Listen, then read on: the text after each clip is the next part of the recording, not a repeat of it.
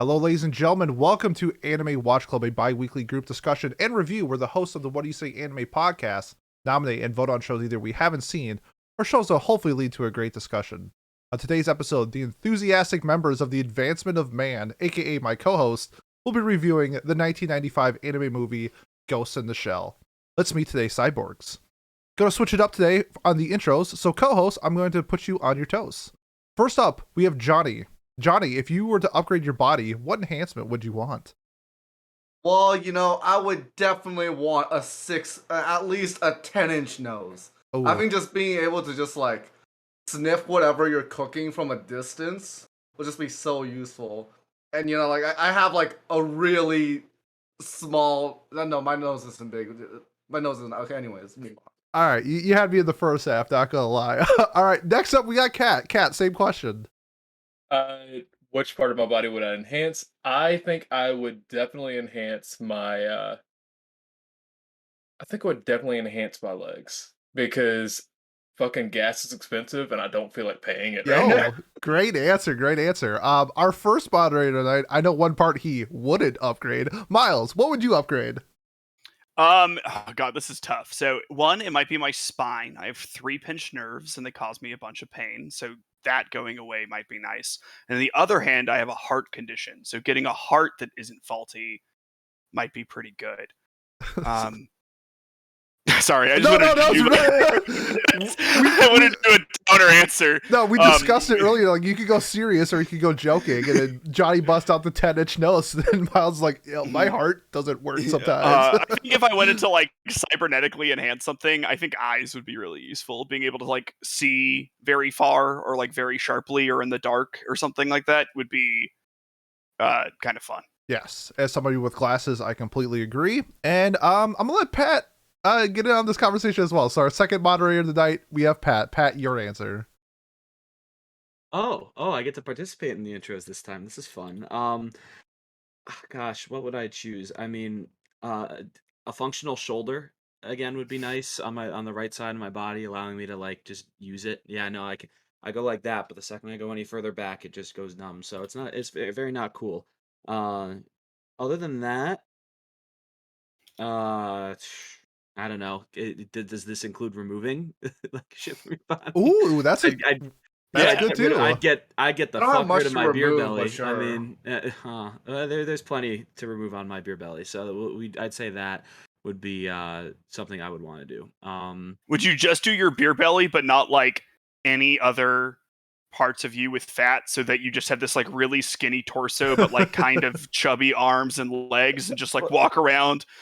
Like if I was chubby, that's the thing though. Like my arms are not chubby. They're not. They're like muscular, and so are my legs. But I like to eat. I like to drink beer. I think you should go as skinny on the torso as possible. Like I want like a Victorian woman in a corset, like with just your guns right now. Just the hourglass bod. Yeah, exactly. That would Yeah, and a functional shoulder. There you go. So yes, that too. I don't know which I would pick. Dude, what part of the body though? I mean, there's also a clear third option if you want that. Yeah, so my torso. That's upgrading my torso. My shoulder. Okay, that's fair. That's fair. That's totally not a cop out and cheap answer to this question. But yeah, so Pete, what part of the body would you enhance? Ooh, that's a great question. I'm gonna go out of left field because it's the only thing about my body that I'm self-conscious about is my teeth. I would like give me like a riff raff. Forehead. Give me riff raff like his implanted like his like silver jaws teeth that he has. Give me those. Some grills sort of things. Yeah, give me those, but I want them to look like sharks. I was gonna say there's no way to do that already. Unfortunately, you can't like. It's super expensive in any way right now. So have you thought about like Invisalign? It's not about like the straightening of it. It's just you're sad that they can't rip flesh from people. The TLDR. Like the TLDR. I'm part British, so yeah. Yeah, I have weird teeth. Like my teeth all have like pretty big gaps, but I thought that like I don't know, braces would just be cosmetic, and I was like, I'm not vain. So I didn't get them. I was fully expecting you to go the route that Johnny was going to go. Oh no! What? I'm good everywhere else, baby. Okay, guys. Um, yeah, we towed that line and then we crossed it. That's okay. Uh, Welcome let's to the pod, let's baby. yeah, welcome. Yes, If Let's you if you have any predictions about Pete's penis, leave a comment under the video. okay, guys. One more Are month, we Miles. One more month for me. are we back? Are we good? Are we Oh, we're great, everybody? baby. I think we're having fun. Okay. We're here to talk about Ghost in the Shell, not the Scarlett Johansson movie. We are here to talk about the 19 God, what year was it? 80 95. 95. 19 like it's 1995 and made by Production IG. That's not how the song goes. And yeah, we're gonna do our usual first couple impressions, what we knew about it before we watched it going in, and would we recommend it or not. So Pete, why don't you start us off? All right, yeah. So other than a few lonely nights on Saturday, my only like real dive into Ghost in the Shell is based off of the knowledge of like it's a really popular sci-fi anime slash manga, and it's like a staple of like I should put it for like I guess in the sci-fi genre for anime. I think a lot of people refer to like this Steins Gate, I don't know, maybe Neon Genesis is that's Psychopath. Psychopath, yeah. So I didn't really have like a whole lot of exposure to it, but I do enjoy these themes in sci-fi, and I was pleasantly surprised by the movie. I saw that it was really short, so I was wondering how they were going to like jam the content into it. And I thought they did a good job for what they were trying to do, because this is sort of a prelude slash prequel slash kind of part of Ghost in the Shell standalone complex. This is just like prior to it, I guess, but there's like parts of this that's also in standalone complex, so it's like a mixture. But if it was trying to sell me on Ghost in the Shell, I think it did a really good job. I would recommend this if you are a fan of sci-fi, mystery, psychological stuff like that. Okay. Miles, what about you? Sure. So I nominated this movie just because it looked like a big gap in all of our like classic anime movie I don't know. Yeah, there's a word for it that I can't remember. Lexicon. Collection. Um and it, I don't know. I didn't really expect it to like it that much. I don't like sci-fi movies with this general theme very often. Um but it was good, I think, technically. There was a lot of amazing cinematography. Um, there were some pretty good action scenes, and some 90s action scenes, but some good ones as well. I thought the world building was like phenomenal. I really liked that. I didn't really like the plot overall, but as Pete said, like if you like sci-fi movies, if you watch Blade Runner and you were like, wow, I really loved the way this was directed and its themes and all of that, like for sure watch this movie. It'll give you the same kind of rush. It's just not my particular cup of tea, but I think most people who like sci-fi will like this movie. So All right. How about you, Kat? What do you think? So, the closest thing that I've ever been to watching Ghost in the Shell, has always been the Scarlett Johansson movie because my mom watched it and she said it was really good. She also doesn't watch anime, so uh, the other than that, other than watching, I've heard that it's very like really good for like where we're going in technology because I've been in the technology field learning about it for a while and just talking about transhumanism and the creation of androids and the creation of a real human conscience, which we're kind of far away from, but we're still dabbling in it with AI, especially with AI training now.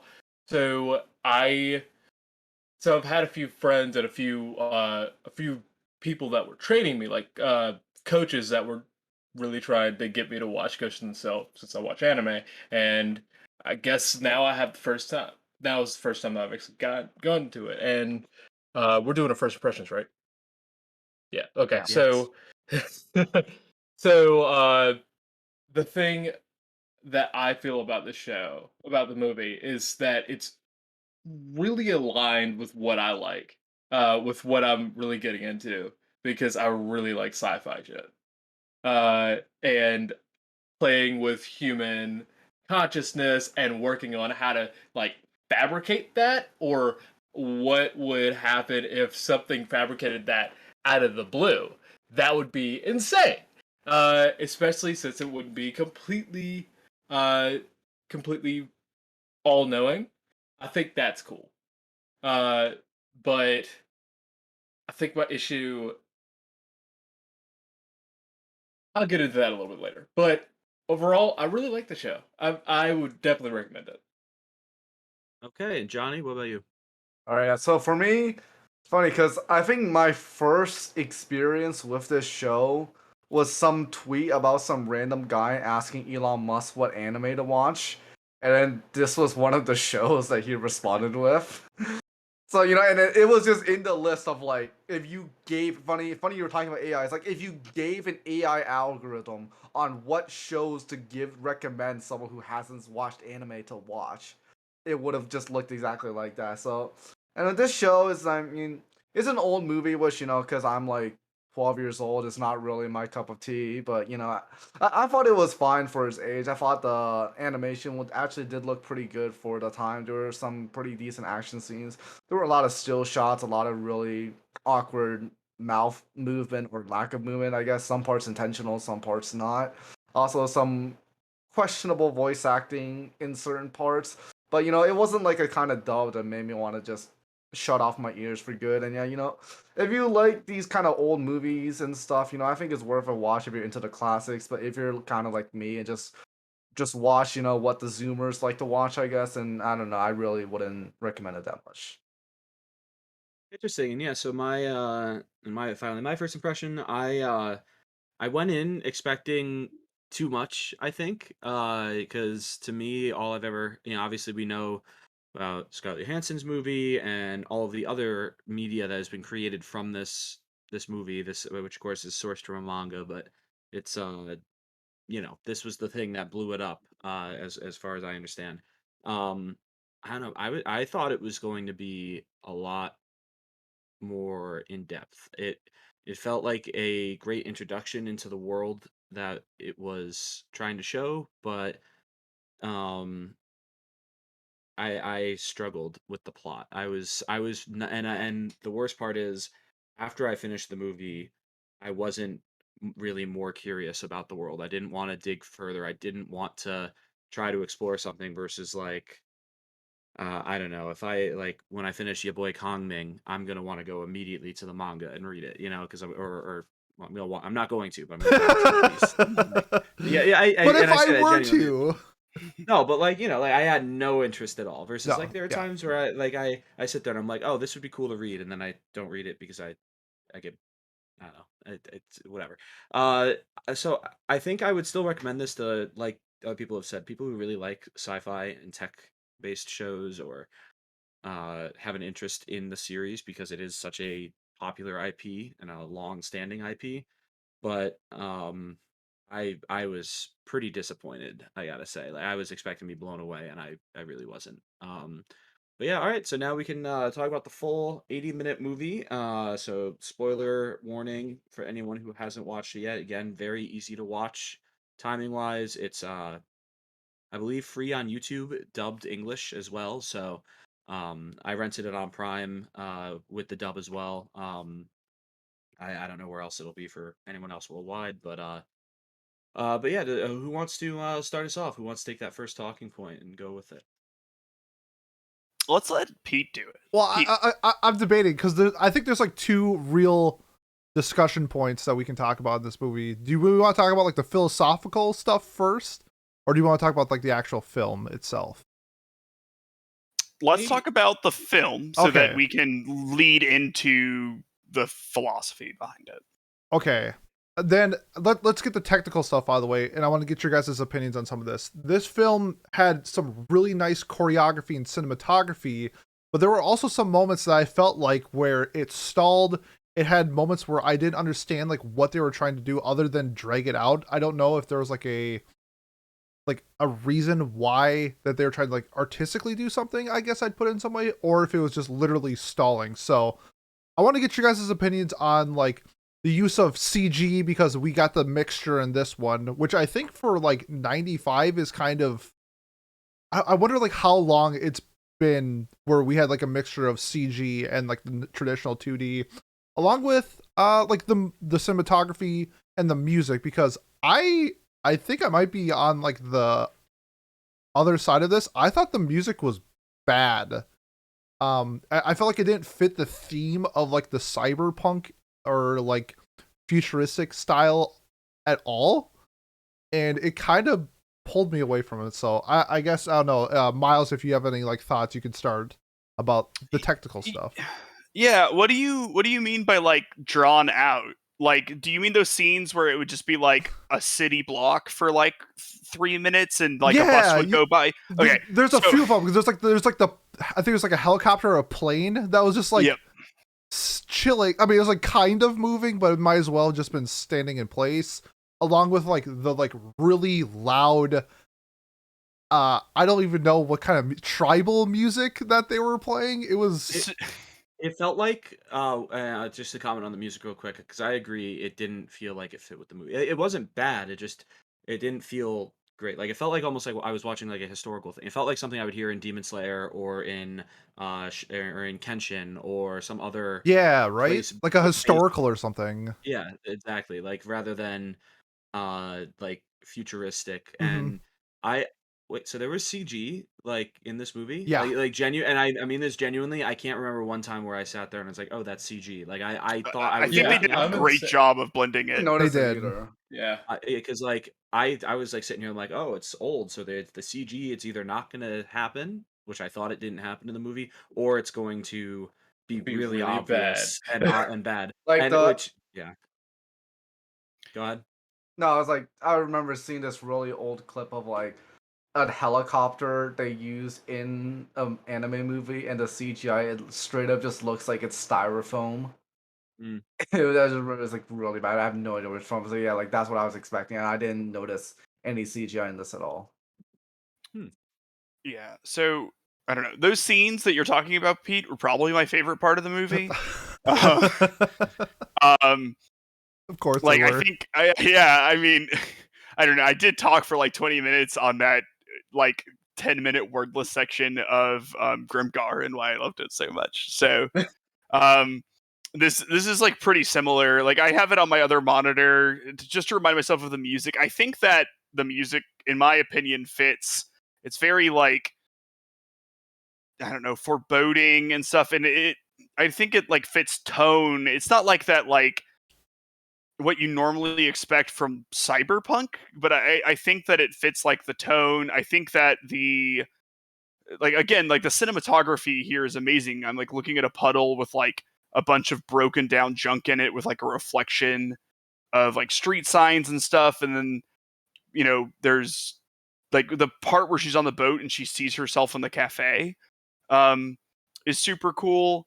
Um, I just liked getting to know the world that they were in. There was like a lot of little hints um, in it, and I liked that a lot. So I dug that part personally. I don't know if anyone else has thoughts on that part, but or Yeah. those parts, but So so for me, I actually feel the same way as Miles does about the music. In a different way though, kind of. Because you were talking about it being foreboding. I thought that it kind of added to the dystopian to like the dystopian way that it was being run. Because we also saw yeah, it's a better way to describe it than I was doing it. I agree with that yeah, completely. because like one of the things that goes on in Ghost in the Shell is that there's a bit of like political drama going through it. It's a I personally haven't seen Evangelion yet, but I feel like it would be a sprinkle of Evangelion from what I've heard. And I think like with Section 6 versus Section 9 and all like the culmination of not the culmination, the climax of the movie, uh, I think that the whole dystopian theme, as it goes along, it actually gets a little bit more and more uh, a little bit more and more intense until the end. And I also have another thing that I want to transition to, and that's like, uh, I guess my question is, did you guys think that there would be uh, more gore in the show than there was? Because it started off really, really strong.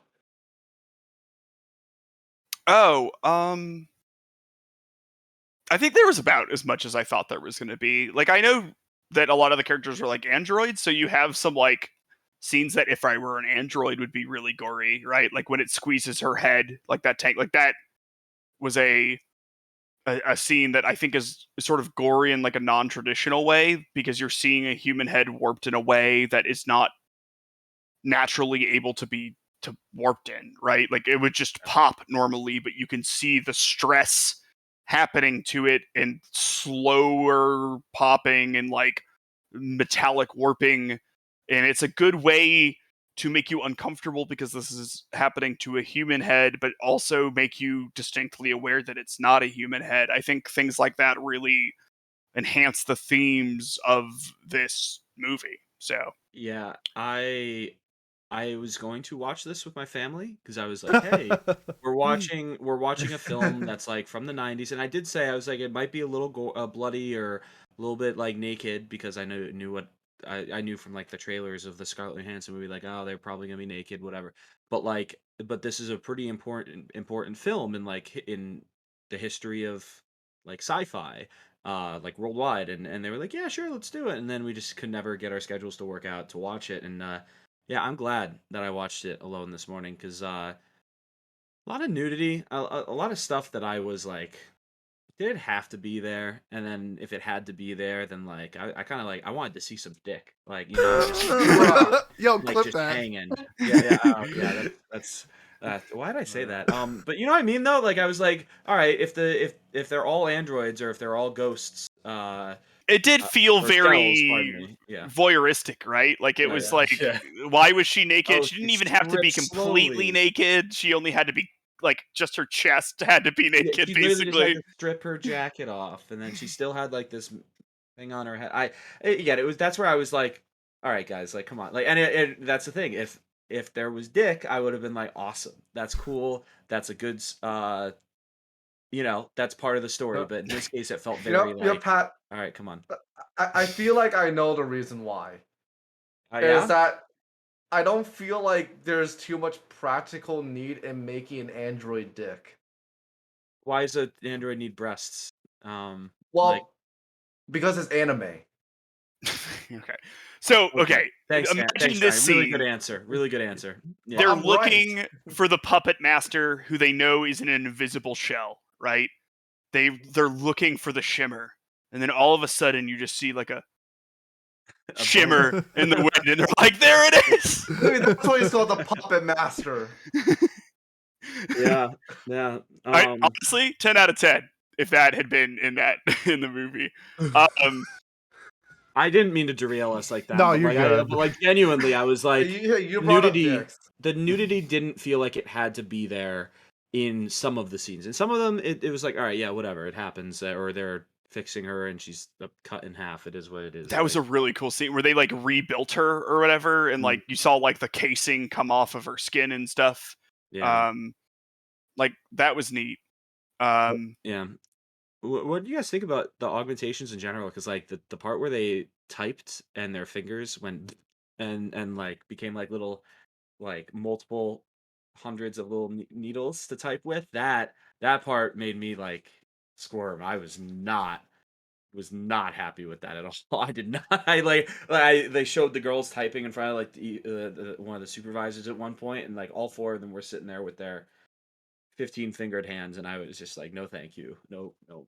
Ugh, it made me I squeamish. like the variety of it because we had people like Kusanagi who is like essentially a full robot, and then you have someone like Bato who is like his eyes like enhanced, but like that's really it. And then we had Togusa who had no enhancements. So I thought like how they portrayed people based off like how much enhancements that they have was like a really cool like I don't want to say it's not classist, but like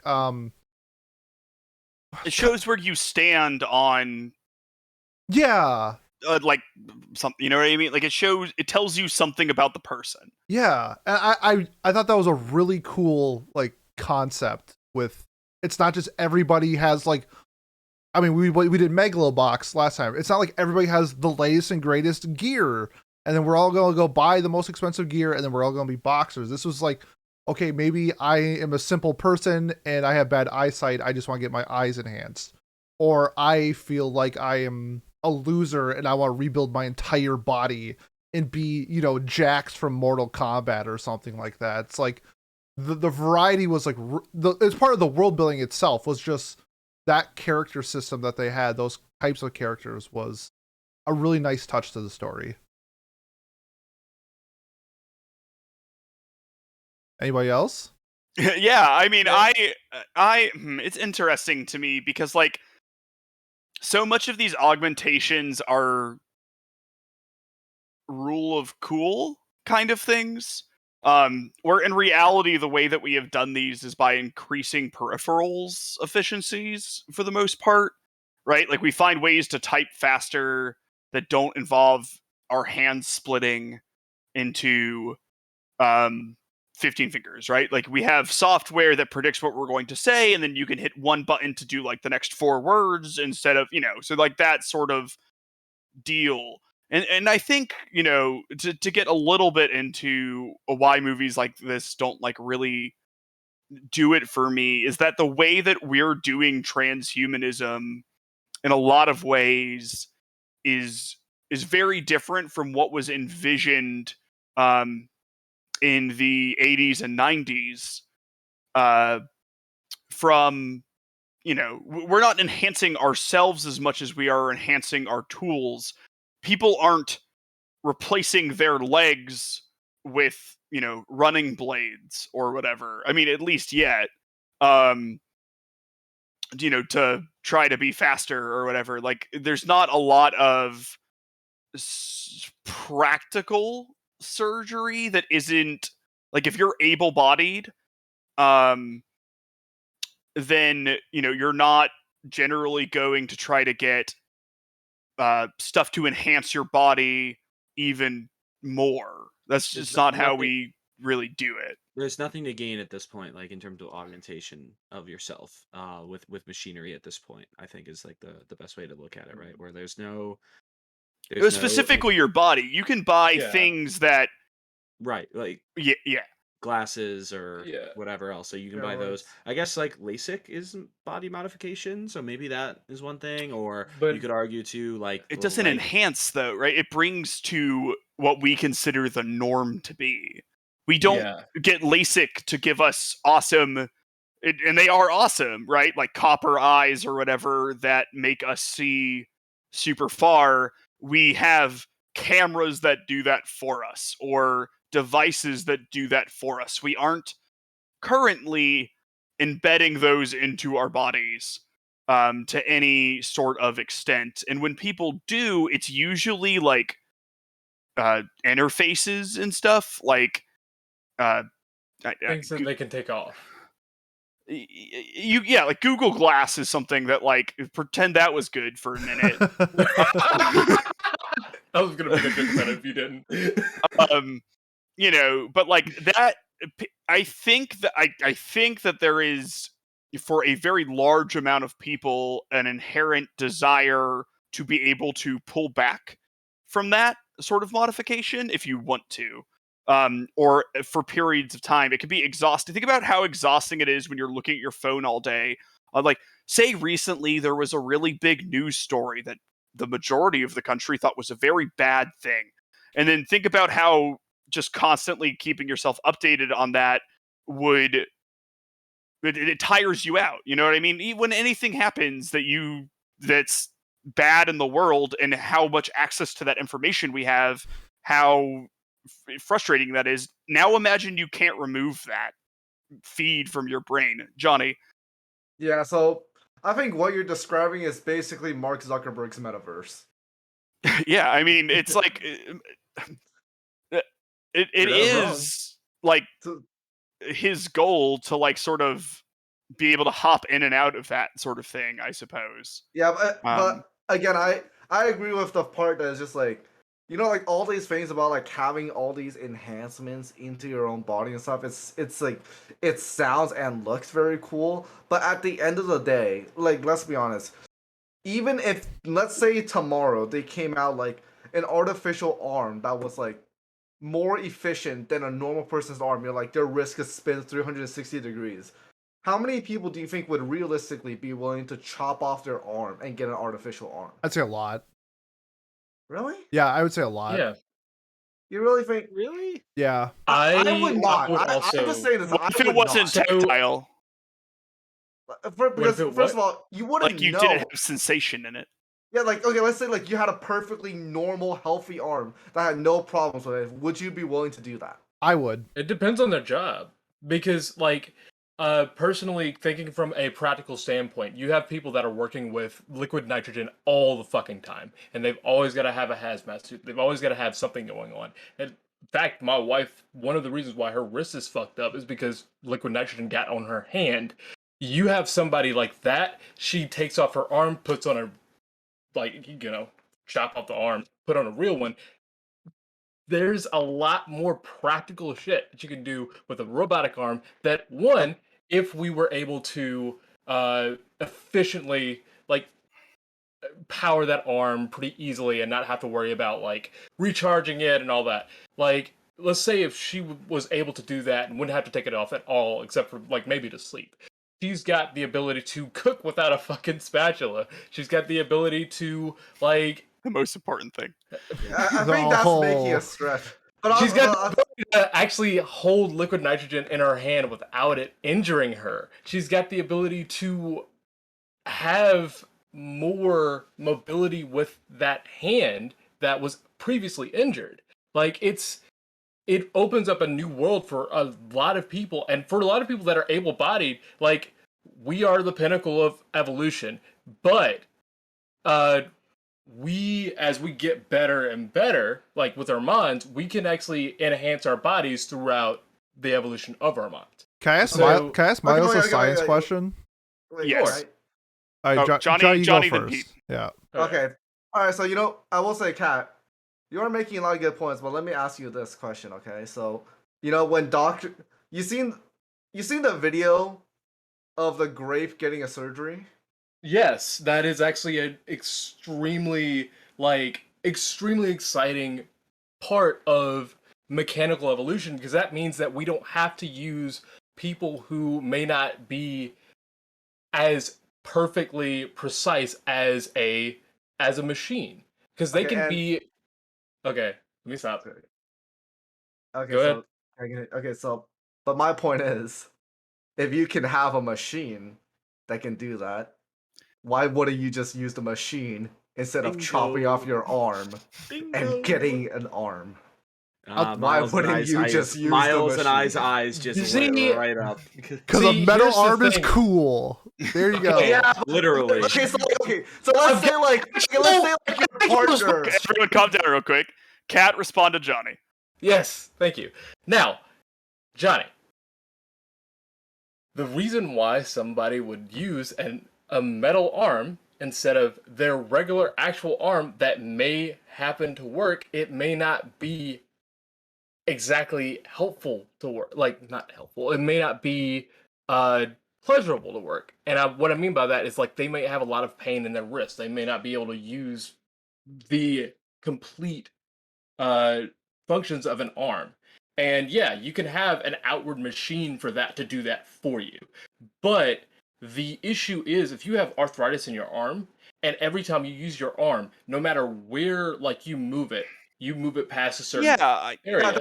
Yeah, we were talking That's about different, having though. a healthy arm. If you have an arm that is not functional for some reason and you have to get a replacement arm, or it's very beneficial for you to get a replacement arm, there is no reason to not get the coolest, sickest replacement arm if you can get that has a spatula and a flamethrower and can handle liquid nitrogen.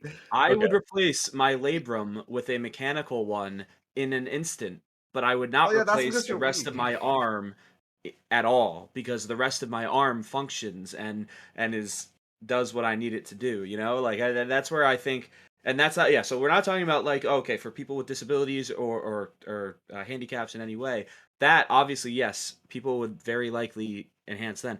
Me, myself, right now, I would not trade out my arms for like a mechanical one, because I don't see the value in it, and especially That's if, fair. like you said, a machine, or in our analogy we're using, like, yeah, a machine can do the surgery and make it so that a person with less stable arms or or just in general doesn't have to do it anymore. That's a great thing, rather than having to have someone install something into their body and permanently alter themselves. Like, I don't know. Sorry. So Pete, Yeah. let's You had back a up That's to question, fair. Pete's Pete? Yeah, question from like 2 minutes in terms ago. of like actual human enhancement, would you consider blood cycling like a body enhancement? Because like you God, see that with like cyclists and stuff like that. yeah. That's So like, so using human parts, just replacing them, is not like that's like saying heart surgery is like Well, human but like enhancement. it enhances your yeah, body. Like it makes you yeah. like No, whatever it's like faster, stronger. this is it's a very good question. Like, where's the line, right? Like, your body cannot naturally do this, but it's only using parts of your body that your body has, right? So like, is that transhumanism?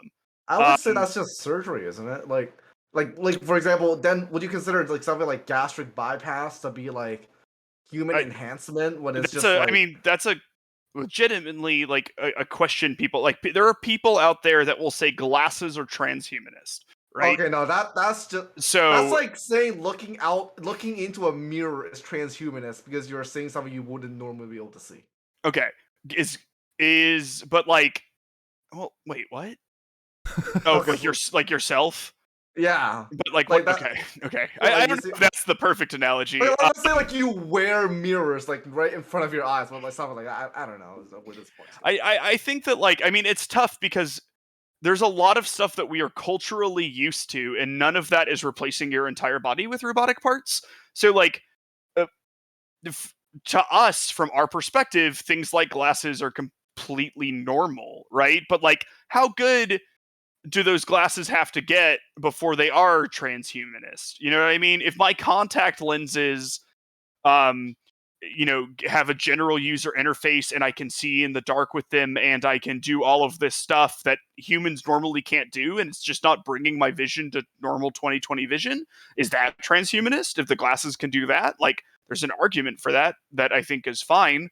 Um, and then how many of those, like the people in Wally, right, are still just entirely fleshy little humans, but the experience they have is so foreign from our current human experience that they're so checked out of reality. You know what I mean? Like, is full dive transhumanist when you can go into Einkrad world and you can do all of these new abilities, and sensationally it is no different from where you were, which is sort of like the question the Matrix asks, right? Like, it's it, it, there's a lot of.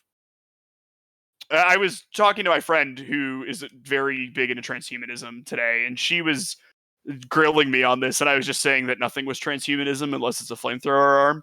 Uh, but Fair. like, she does have a point, and Sarah, if you're listening to this, I will deny that I ever said this. Where you draw a line on bodily enhancements is sort of tough. When you get, um, what's the surgery you get for that elbow thing that happened Tommy Tommy in John. John. baseball? When you get Tommy John surgery nowadays, it makes your arm stronger than it was. It used to not. Now it does. Is that transhumanist? Because you're getting a procedure that makes your arm stronger, even though it's only using parts of your original body. It's, removing one tendon and moving it to a different place. Like, that's not a thing that happens naturally, but it's still all natural parts besides like the bolts and stuff that they use to fasten Yep. the thing. But like, these are sort of, I don't know. We could talk like a really long time about transhumanism, because I think I think everyone has a line for how far they would want to go. And And to bring this back to the show real quick, a thing that I wish the show did was maybe highlight people a little bit more who either went too far or were not as happy with how far they had gone, or both of those types of people. Everyone was just sort of Ooh, okay with how they were. I And would strongly I disagree with that. Like I would strongly disagree with okay. that. I'd also like to strongly disagree with that. Especially okay, so you have the two spectrums of transhumanism in the show. You have Kusanagi, who is essentially full cyborg, and her entire like monologue of herself is she still wants to feel human. Like she's trying to she has like these thoughts of like, am I still like who I was before? And she's trying to like find who she is. She doesn't want to be like the What does she robot. decide at the end, though? Well, she kind of, I mean, they merge, but like that, I think there's more to it with Project 2501 that like deals with this on her side. But like you see like her inner monologue of having like these like questioning herself about who she is as a person. And then you have Togusa on the far end to the point where he uses, I think they call it like an antique weapon that he's using like this 6-shooter from, I mean, like I think he had like modified bullets, but is essentially like a old-fashioned 6-shooter revolver where he is so far away from transhumanism that we have this very wide spectrum where I don't think people are just okay. I think that like there is a society in this where it's built around like the ranges that you can have. We do, but we don't have her inner thoughts about she wonders, am I still human? You know, but like at the end she embraces the decisions that she's made to go beyond what being a human is considered, right? Like that is her final decision.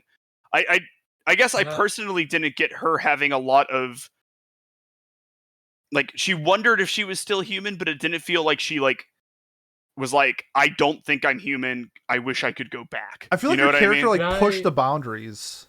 Maybe. Cat. so like Pete chimed in on like the actual like the range of the society itself. I would like to chime in on like the thoughts of the society itself, because you can think about that in a very like real society, like sociological thought, because uh as we've gone along, we've still had a lot of people that have had like part tons of their body replaced because their body has failed on them, or they've been in several accidents where they can't actually continue. And I don't think it's gotten to the point where we can say, are we really human yet? Like they are. I mean, are we really human?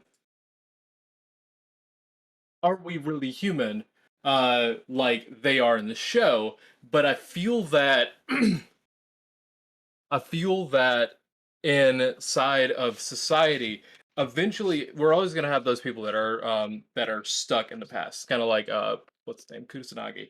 Uh but I think the oh focus. Uh sorry, webcam.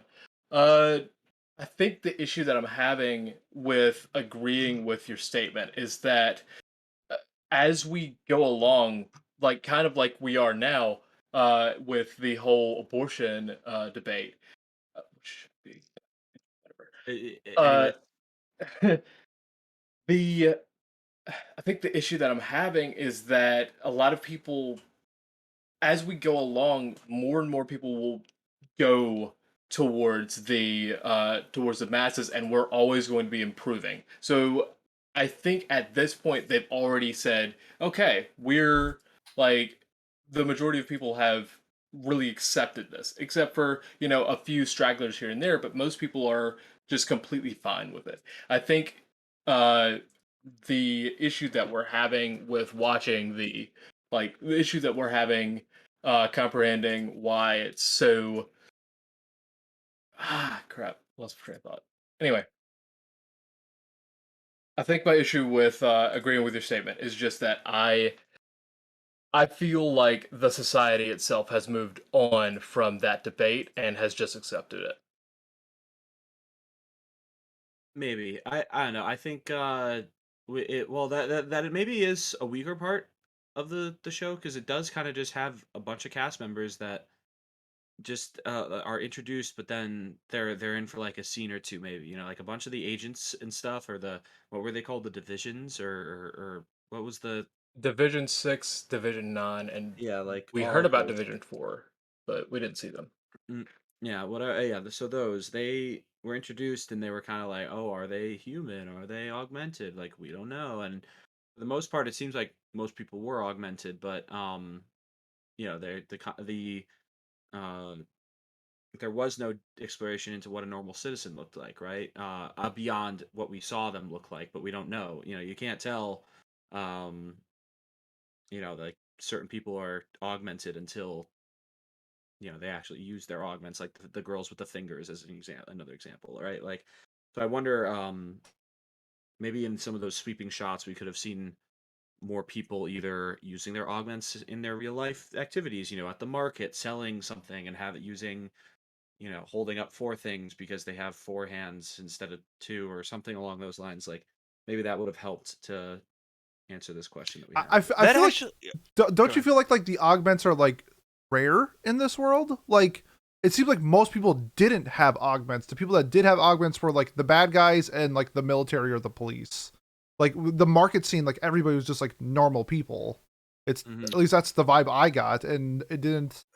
Maybe there's still like because the hacking scene with the phone in the beginning, it does seem like maybe there's like minor like enhancements, but it felt like for the most part like most people were like more like Togusa, or like maybe you had one thing like Batao, and It Kusanagi was like she's the end of the bell curve. An interesting question, Pete, is how would you know?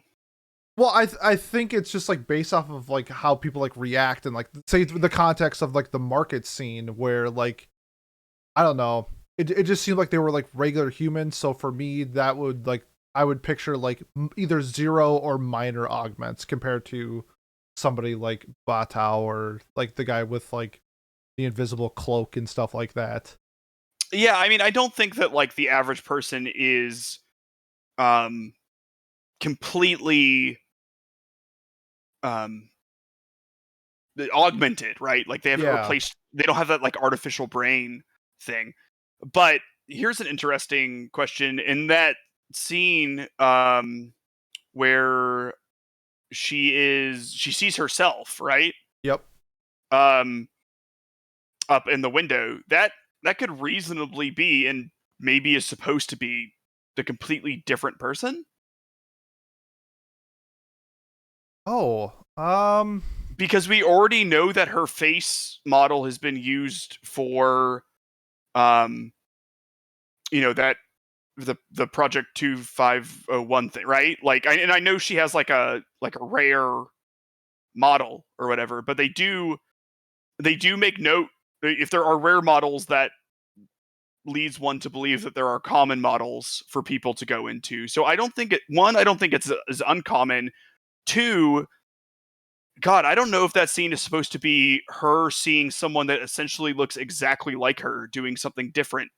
And how weird would that be if you knew that mhm. someone could just buy your body, basically, and transport themselves to it? There's a show, it came out in like 2018, called No Guns Life, that kind of dealt with this, where like there's like black market augments for the people who can't afford like the Tesla version of whatever, and it kind of showed the disparity between like high end augments compared to black market augments, and how like the drug dealer could have like I don't know, a 200 clip gun attached to his arm compared to like the Tesla version having like I don't know, rocket launchers and or flamethrowers in your arms. Let's pull that one back.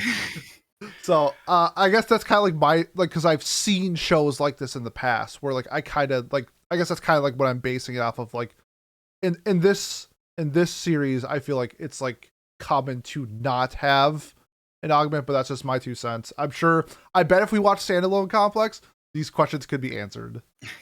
Yeah, now, I think. Oh, okay, go ahead. so on the other, I think part of me is kind of, I want to get into like the biological, uh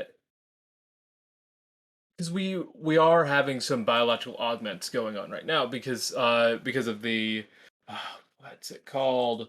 Um, basically like catalog babies.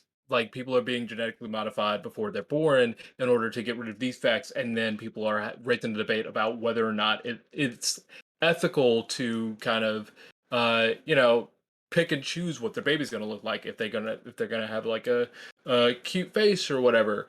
Um, I remember that being on NBC News probably about a year and a half ago, if I remember correctly, like that type of thing going on, and I feel like because of that, uh, there's a lot of there's a lot of me thinking like, hey, well, what about like the 'cause it like what you guys were saying, it's the way that our society is going, we're going outwards with peripherals, and inwards we're trying to keep our modifications to a minimum. Uh, but I think in another scene in the show, it kind of it like delves into that a bit because what it says with some of uh Sector 6 or whatever the determination was. Uh the sixth subdivision, it was talking about how they can't actually like bring out like androids into the rest of the world because is the rest of the world kind of doesn't agree with that or doesn't see that as uh they don't take well to that. So I feel like Japan uh is kind of like one of the only countries in the world that kind of Like, that actually accepts it. mhm. So, are you talking about? You were talking about genetic modifications for infants, right? Yeah, that's a real world application that's going on right now. Like Of it's what? not genetically modified infants that are being like You not yeah, infants. you design your baby, The right? So you Yeah, make an yeah. embryo that. So I think that the parallel Cat is drawing is that like, uh, you know, uh, the ethical quandaries with completely changing who you are as a person, or versus like doing that mechanically or doing that like genetically, right? Like yes. they're similar things where if what's the difference between getting a fake arm that makes you stronger versus making sure that your baby has the strongest possible arms through genetic Because manipulation? I think one is less intrusive, in my opinion. Because when Which you, one? I think, I Excuse mean, me. okay, so like, I feel like there would be a lot more people that would not be a fan of having their arm forcibly removed and replaced with a robotic one than someone that just like was born with like a Giga Chad arm. You know, I Would I you? agree. Who? I mean, like I actually who completely would not disagree. want Okay, I Johnny, let's that? pose this scenario for you really quick. Let's play the eugenics game on the What Do You Say Anime podcast. Yeah, because Yeah, designer why not? babies are basically a very short shuffle away from They eugenics. are. Um, It's like it's a if tango to Eugenics a salsa. without like It's the yeah, it, without the separation of couples, but okay. So, like, let's say you had been born specifically because your parents wanted you to be a quarterback in the NFL, and you had the right body, and you had everything going for you, and you I hated think football, well but it's you were literally designed to do this okay, but I understand where you're going, but it's just because you, the This is a person who true chops off story. their I know the it is person who true. chops their arm off makes that decision for themselves. Hopefully, if you are genetically changing a child, um, you are not making that decision. Like, imagine if you can do sex selection, right? So let's take a real world application that gets used commonly in the United States today, right? You can, um, basically, you do like a sperm donation, and then they do in vitro fertilization, and they can just like send the X or the Y chromosome sperm at the egg. Now, you get told that by your parents at some point, or you find out, like, we really wanted a girl. We made sure we had a girl. We paid $10,000 to ensure that this was the case. And then you're 12 and you realize you're trans. Think about Okay. the how that would fuck up your head, despite being like even more so than being like it adds a a, a destiny that you have pressure that you feel like you should fulfill, and that is in my opinion there is nothing more intrusive you can do to a person than change their genes. Okay, well, Yeah. Miles, well, it's funny. I do actually have a bit of personal experience on this part because, as you know, I am Chinese, and until quite recently, there was the one child policy, which meant that in so many cases, it was so much more preferable to have a boy compared to a girl. And I have a lot of cases where in my family, people will literally have up to 4 or 5 daughters before they have a boy. And my question is, so many of these, and and I'm not gonna say this on my family, but I have heard so many stories of just people having their only child be a woman, and then having them be abandoned in the streets or even killed, Yeah, as claimed as an accident. And so my question is, what's worse, being born with as quote unquote the wrong gender, or being born and dying instantly, or being born to a family that doesn't love you, treats you with zero respect, and expects you to be and expecting you to be something else for your entire life? I mean Which one is more cruel to you? they're not mutually exclusive things, Johnny. One is a societal based Norm. implementation that a ill thought out law in China and social norms in China made happen, right?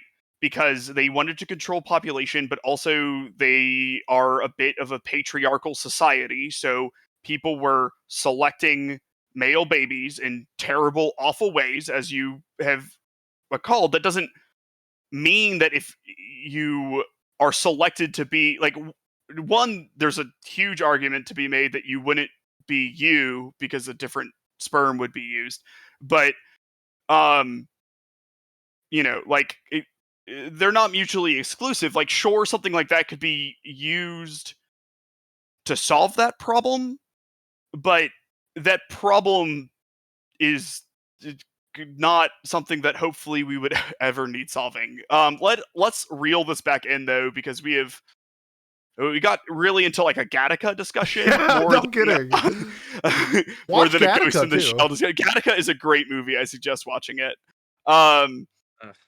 but yeah, we did sort of jump the shark a bit there. Little bit. I think we were discussing Ghost in the Shell, but I could be mistaken. It No, relates to it. It's like it's about like the futuristic implementations of this technology that's already happening, and it's like therefore we need to like think about like there is the possibility of like some of the elements of the show affecting our lives. I don't know. I think it's pretty important, especially when I know how it has personally affected people around me. I feel like that's kind of not deviating from the message the show is trying to say. Yeah, I think I get what you're kind of saying.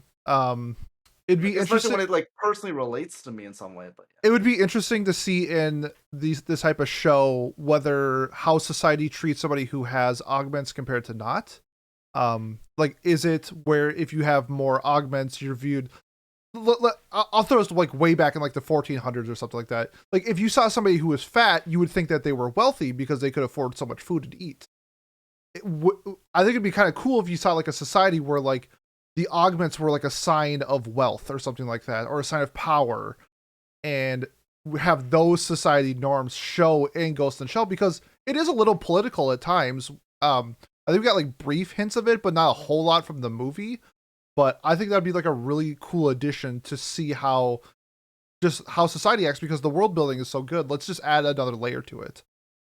I think it would be interesting, like as you were saying, like I think that I could very easily conceive a world where having augmentations was a sign of humanity, right? Like if you define humanity through our ingenuity and our ability to create tools and stuff to deal with any sort of situation, like Kat's very specific example of being able to withstand liquid nitrogen, um, How No, much but every because day? it's personally no, well, not affected me, no, but I mean, affected I people I understand. know. I use it. It's fun to pour on the floor to dust, because Yeah. it dusts for you. Yeah. Thanks But for flexing, Miles. um, but like I think that would be interesting too. And I just like, well, let's go back to Ghost in the Shell. What is the question that Ghost in the Shell asks? To me, it's personally a little bit of the ship of Theseus, right? If you keep on replacing these parts, is the ship still the same ship? Um, and then what I think is interesting, and I would like to talk about, is that at the end, they combine to make a new creation, which is not distinctly human, but is very distinctly organic life, right? Like, it's a form of sexual reproduction in a way, Yeah. where you combine the two entities to make a new one. So really, did he transcend humanity as much as he thought he did? Um, There's a very particular quote that 2501 says. It's like, can you offer me proof of your existence? How can you, when neither modern science nor philosophy can explain what life is?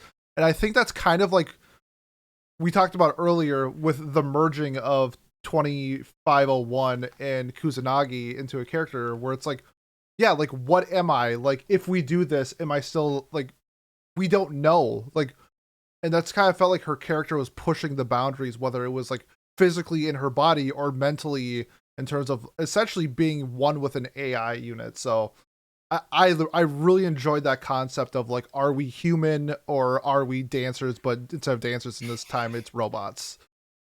I, it, uh, but I don't think it's like, I don't know. To me, you at the end she does lose her humanity because she becomes a different person, but like is afraid of it as she was.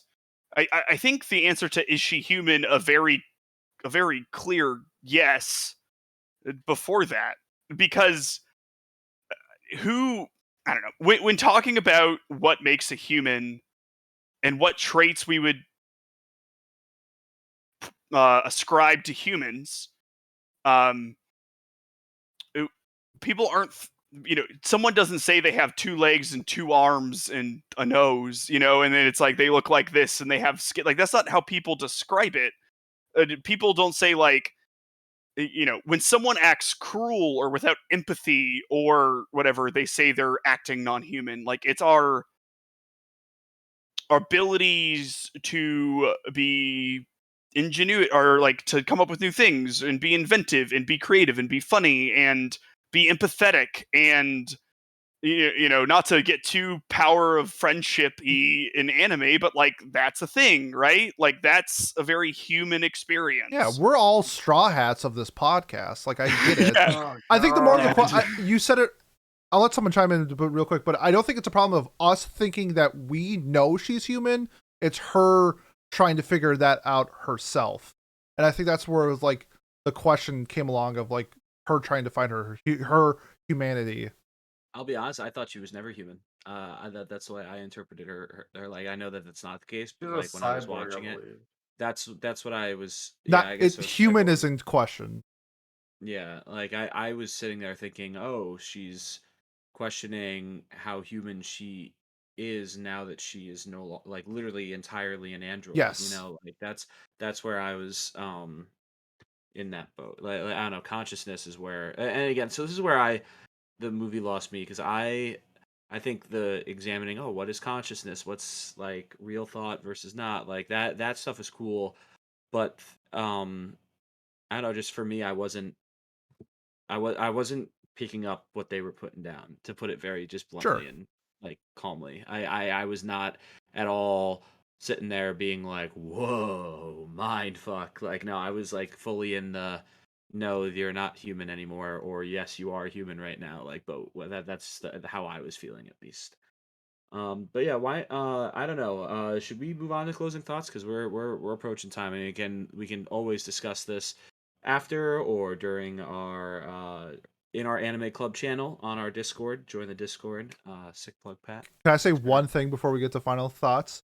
Yeah, sure. This is a internal conversation. I should say internal, but a question between me and Miles we had in Discord once was, what is deep? Like, what in anime or manga makes it deep? And I think having these type of conversations for a show like this is what I find is deep. I think Ghost in the Shell has the complex of it being like a deep story. So I just want to chime that in before we get to our final thoughts. All right. Well, Pete, why don't you start us off with your final thoughts?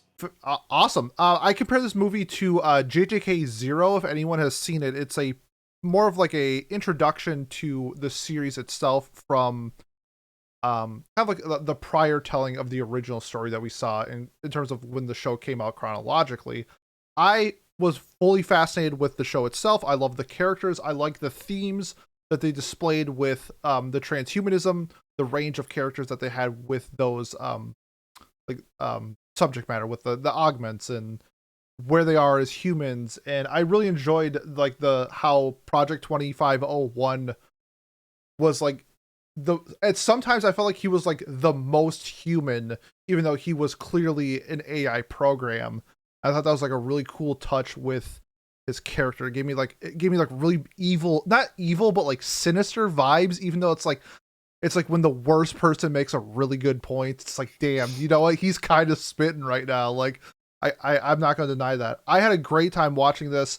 I think it was a great introduction to if someone wants to see if they want to get into standalone complex or more of Ghost in the Shell. I think that the hour and 20 minutes that we saw was a very telling way of like, yes, I enjoy this, or no, this isn't my thing. For me, that this was an absolute yes. I'm giving this an 8 out of 10. Oh god, we're so much closer than I thought we were gonna be. That's Yeah. crazy. 8 How out do of 10. scores work?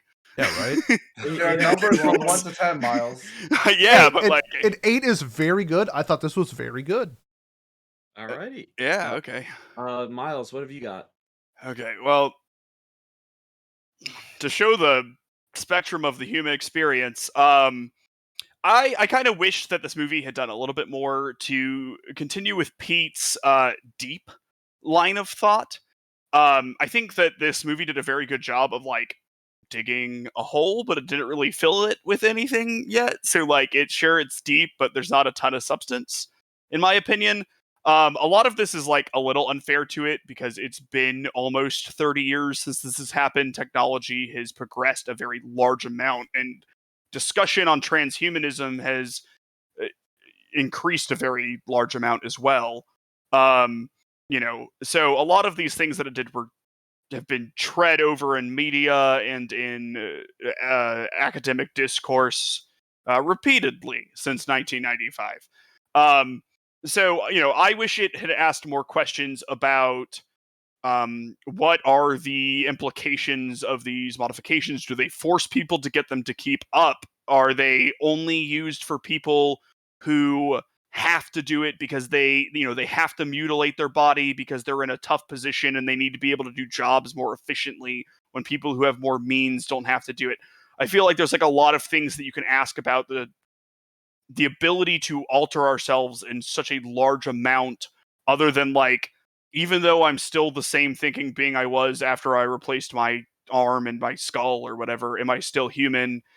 To me, at least, that answer is like a very much yes, you are. Like, I might not agree with changing that large amount of your body, and like, I think it might alter your experience, but like, you're at the very least still like an empathetic person who wonders these things, and to me that's the core of being human. So, you know um I'd like to joke that in Blade Runner it's very obvious that the replicants aren't human because it makes people mad, but that's not the case. The point of that movie is that they are human, and so to me, the same thing with Ghost and Shell is just it's a little no duh to me personally.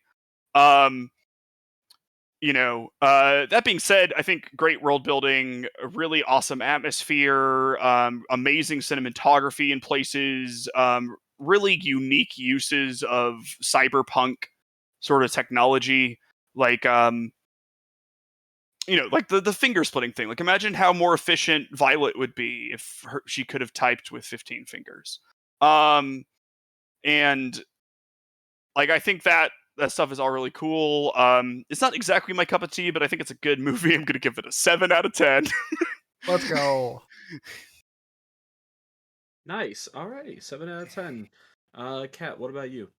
So I thoroughly enjoyed Ghost in the Shell. I was fully expecting to be uh I was fully expecting today to be one of those days where I just have to watch through shitty anime. I was very pleasantly surprised, and I really enjoy talking about like genetic modifications and technology in general. So if you want to talk to me, go in the Discord. Uh, sick plug. Thank you. Anyway, so going on with my final thoughts.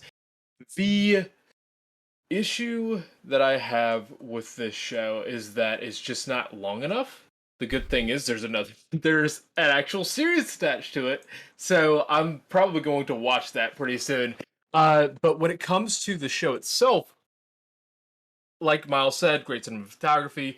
I think it was amazing use of the music with its dystopian feel.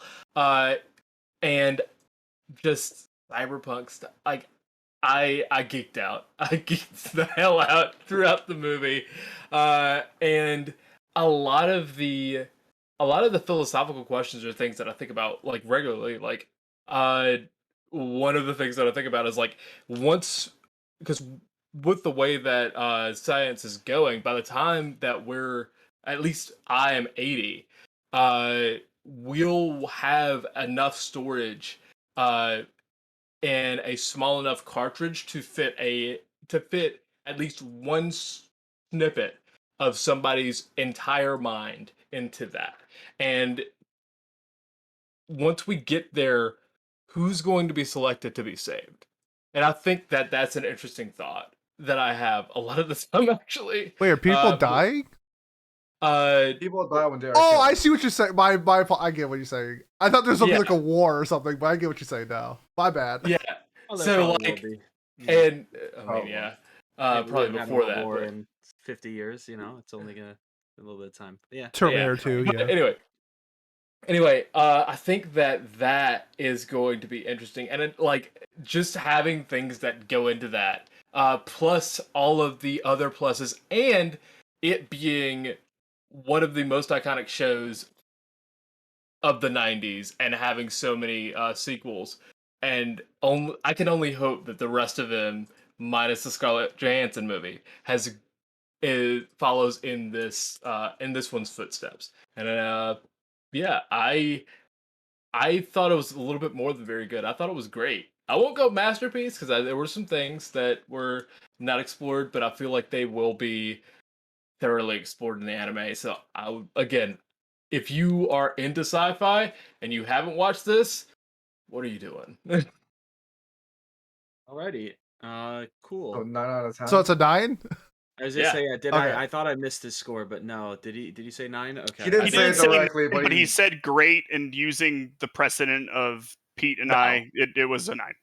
Yeah. Of Mal. Yeah, there you go. Okay. 9 from Cat. All right, Johnny, what about you?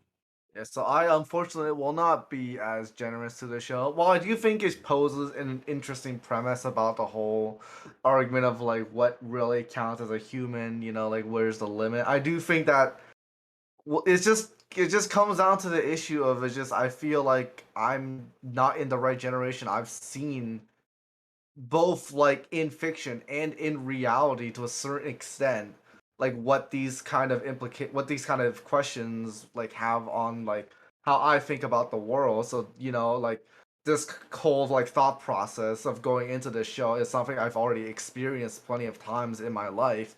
And also as a show from the 90s, it isn't very technically like that much really that good compared to the anime we have today. So well, I'm sure people back then thought it was a really good show. For me personally, it's hard for me to look past that and just think like, oh, this doesn't really age that well. So like I do definitely think it's a very interesting show, and I believe that if it was like remastered or maybe like reanimated by another studio, maybe currently, then I would have enjoyed it more. But as it currently stands, I just don't think I can give this any higher than a 6 out of 10. That's what I'm gonna give it. 6 from Johnny. Okay. And I'm closer to Johnny's point of view. Personally, I maybe went in expecting too much because again, it's such an iconic show. I was expecting to be blown away. I was expecting to at least be like, "Oh, this is really, really good," even if I don't like how it ends or I don't like certain characters or not. For me, the biggest weakness was the plot. There hardly was anything to what was going on the screen. It felt like to me, like I wasn't nearly as invested in the story as I wanted to be. The world building was great, yes. I don't think we really talked about the characters very much. I think the the main cast was pretty good, but then the rest was pretty weak, and or completely non-existent in terms of being explored or talked about.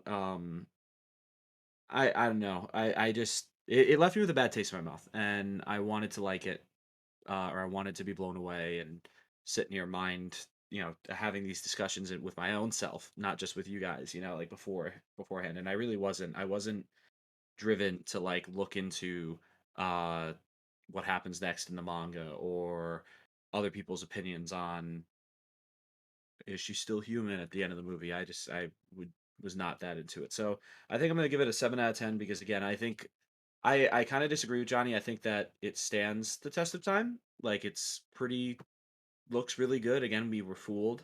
Apparently there was CG and we had no idea. Um Obviously it's not like something mind-blowingly pretty like Violet Evergarden, but in terms of the style of that era, it looks a lot better than anything else from then. And that if it came out today, you'd just be like, oh, it's in the 80s style or it's in the 90s style. Um, so yeah, that's my score. I have it as 7. I was not doing the math while we were going along I here. got you Thank you. 7.4. 7.4 what? Just flat? 4.0, yeah. 7.40. Alrighty, so that will put it somewhere near the middle of our score charts. You want to know something funny? Sure. Uh, we watched Razifan beforehand, right? Yep. Well, we scored Ghost in the Shell the same score as Razifan, Nice. Razifam has a 6.5. the movie. Yes. We watched the movie. Never mind. Yeah, so I'm Pat now. gave it the same score. I gave Razifam lower. Pete gave Razifam lower. You gave Razifam lower. Johnny gave Razifam lower. And then Haz and Jay were not here. All Nice. hail the spreadsheet. Yes. Yes. So Yes. Like math. so Ghost in the Shell again. So we give it a 7.4. On Mal it's an 8.28. So we were a little bit below. I think I don't know, anime boomers on Mal maybe overvalue the show, but again, who knows? I guess we were pretty all over the place in terms of like at least this range, So, so yeah, that wraps up our discussion on Ghost in the Shell. Miles, why don't you would you put a spreadsheet into your body if you could? I would. And I what would do that love. spreadsheet tell us about voting? Miles then? is a liar and a hypocrite. Yeah, please ignore everything I said about. Well, I actually came around on body augmentations because it involves consent of the individual during this when compared to pre-birth genetic modification at the very least. You can call So, it eugenics. It's okay. okay, yeah, Not gonna make compared anyone to here. eugenics. Yeah, so I can't believe I like something more than I like eugenics. That's crazy. So what we will be watching next week in third place, we have a two-way tie between Classroom of the Elite Wow. and Vivi. Yeah, I don't care Um, anymore. I'm done. so I don't know. All Cat had to do was vote for Classroom of the Elite, as he had many times before, in essentially the first or second position, and we would be watching Classroom of the Elite right now. But alas, that is not the case. In second place, we are watching, or we're not watching, but it is getting a legacy point. Review Starlight, um, and in first place is Beyond the Boundary, which we will be watching. Yeah, Fun. Beyond the I'm fine Boundary. with that. That's actually pretty good. I believe that's Kyoto Annie. Yep, it is, of course, from 2013, genres fantasy, slice of life, and supernatural. Oh boy, my favorites. Okay, yeah, let's watch it. I think I voted for it anyway, so let's see. You Let's see. did. I voted for it. I did Um, too, so I'm fine. yeah, I'm okay with this. No Classroom and Elite catch up for some of the cast though, so that's too bad before the season. But hey, it is what it is. Why don't we get to our nominations for this? For then that we're watching that on June 11th. Or we'll be discussing it at least on June 11th. I believe that episode will be released on the 18th. But then, what are we voting or nominating for the episode on the 25th of July? Pete, you get to start since you're alphabetically in first. Yeah, I'm pretty happy that Review Starlight got a legacy point, so I'm going to re-up Review Starlight. Beautiful. Alrighty. Miles, what about you? Yeah, so Pete normally doesn't re-up stuff, so I was planning on doing Review Starlight. Give me half a second to look at my plan to watch. We're professionals. Kat, what about you? Well, guess what? I'm fucking ready. Thank goodness. So my nomination is going to be Power of God because it's been a minute. It's been a minute since we watched it. I think it'd be interesting to look back at it. That's fair. Good show. Very good show. Johnny, what about you? All right, so you know what? Like at this point, I'm just gonna watch it myself. The second season's coming out in like what, a week. Yeah. So yeah, I'm not gonna nominate it for this. So I'm gonna I'm gonna nominate another movie. I'm gonna nominate the 2020 movie, A Whisker Away, because I've been listening to the soundtrack and I think it's amazing and it looks really fun to watch. It was a pretty good movie. Very, very. I enjoyed it a lot.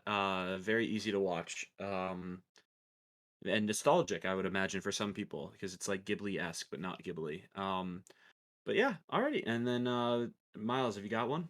Yeah, I will be doing the 2016 Shaft project, the Kubikiri cycle. All right, Miles nominated Ruby. Cool. Yep, And then, yeah, Dream On. yeah. And then I think it's still not September, so I can't do that yet. Damn it. I'm going to nominate Vivi again because I'm probably gonna watch it on my plane ride in a few days. And Oh, Vivi also got a legacy point, by the yes, way. it did. I don't know if I verbalized. Yeah, You I did. think You're did. good. Okay, great, good job, me. Yeah.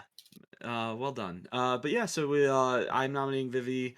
Would love to talk about it, I'm sure, because I'm sure I'm gonna like it. And yeah, that'll wrap it up for Watch Club this week. So thank you guys for joining and listening so long. Pete, why don't you close us out? Yeah, and if you've made this far and you want to support the podcast, best way to do so, like, comment, subscribe, leave a review on whatever platform you are listening or watching us on. Next week's episode, we did a brand new game, Anime Password. That's going to be debuting on Tuesday because Monday is the 4th of July. Seems silly to put out a podcast then. So Tuesday, we will have that, and then we will be doing our spring review, and then we'll be doing Watch Club. So we got a handful of content coming your way. I want to say thank you very much for listening to us, and we will see you next time. See ya. Peace.